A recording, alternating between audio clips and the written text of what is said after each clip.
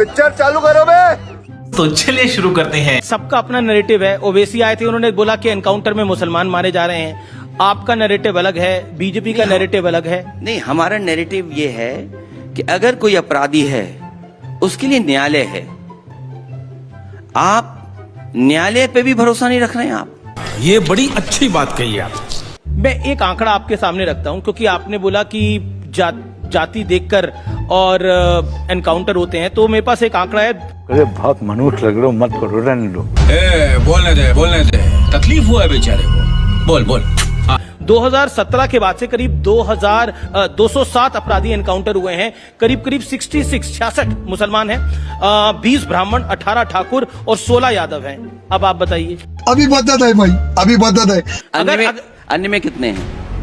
क्या पूछा आपने? अन्य में भी लिखा होगा। मेरे पास जो आंकड़ा है मैं आपको बता रहा हूँ। बस हवा निकल गई। तो आधा अधूरा नहीं, मेरे पास पूरा आंकड़ा है ये। मैं इसी तरह आपके आंकड़े के हिसाब से मैं कहता हूँ, मैंने अंग्रेजी अखबार का एक लेख पढ़ा जिसमें ये कहा गया कि जब से सरकार बनी है भारतीय जनता पार्टी की, उसमें 18,000 ऐसी घटनाएं हुई हैं। 18,000। और अगर 18,000 हुई हैं तो वो जो आप आंकड़ा हमें बता रहे हो, तो 18,000 का वो आंकड़ा कहाँ है?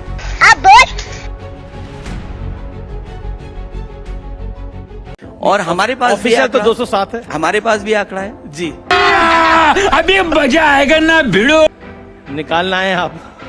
पहले तो मैं आपको ये बता दूं, इस आंकड़े के बाद दूसरा आंकड़ा बता दूंगा मैं। देश की जेलों में बंद विचाराधीन कैदी, जो सरकारी आंकड़ा है, वो ये बताता है कि कम से कम 84% लोग वही हैं, केवल पीड़ित परिवार के।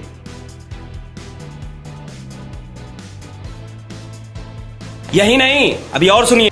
और जो उत्तर प्रदेश का आंकड़ा है जिसकी आप बात कर रहे हैं, फेक इनकाउंटर में मारे गए अपराधियों के आंकड़े, आप गिनिए कि इसमें पीड़ित कितने कुल मिलाकर के, पिछड़े, दलित, मुसलमान भाई, आदिवासी कितने हैं? पर अखिलेश जी एक सवाल, काउंटर सवाल। अगर वो आंकड़े आप बता दें मुझे। बिल्कुल, आंकड़े तो आपसे आंकड़े 60% वही लोग निकलेंगे। नहीं, पर अपराधी को पकड़ने से पहले उसकी जाति पूछनी चाहिए। आप क्या इस पक्ष में? आप पूर्व मुख्यमंत्री हैं उत्तर प्रदेश के। नहीं, मैं ये पूछना चाहता हूँ, जो मुख्य अपराधी था, जिस पे मुख्य थे धाराएं थी, जितना बड़ा पेज आप हाथ में लिए हो उतनी उसकी धाराएं थी उसके ऊपर। अरे बाप रे, ये तो धोती खोल रहा है। सीएम योगी कहते हैं कि 2017 से पहले हर जिले में माफिया एक समांतर सरकार चलाता था, चाहे वो प्रयागराज हो, चाहे वो गाजीपुर हो, और माफिया की मौज मस्ती थी। लेकिन मेरे आने के बाद मेरी सरकार की ठसक इतनी है कि माफिया कहते हैं कि अब उत्तर प्रदेश में नहीं जाना। किसी भी मुख्यमंत्री ने जेल में जाकर के माफिया के साथ कॉफी चाय नहीं पी होगी, और उत्तर प्रदेश का कोई मुख्यमंत्री अपने मुकदमे वापस नहीं लिया होगा। और फिर आज तो 7 साल हो जाएंगे लगभग सरकार के। उत्तर प्रदेश को वो सूची जारी करनी चाहिए जिसमें टॉप 10 माफिया है प्रदेश के। आप कुछ भी बोलो, ये नहीं सुनने वाला। एक आपने बयान दिया जिसकी बड़ी चर्चा है आजकल, माफिया और मठाधीश में कोई फर्क नहीं होता, जिसके बाद कई साधु संतों ने इसके विरोध में बयान दिया। इसको आप कैसे देखते हैं? तेरा तो गेम बजाना पड़ेगा। आप तो बहुत वरिष्ठ पत्रकार हैं और हर शब्द का एक भाव होता है। अगर मैं ये कहूं कि आप पत्रकारों के सबसे बड़े मठाधीश हैं, तो आपको कैसा लगेगा? समझ रहे हो? पत्रकारों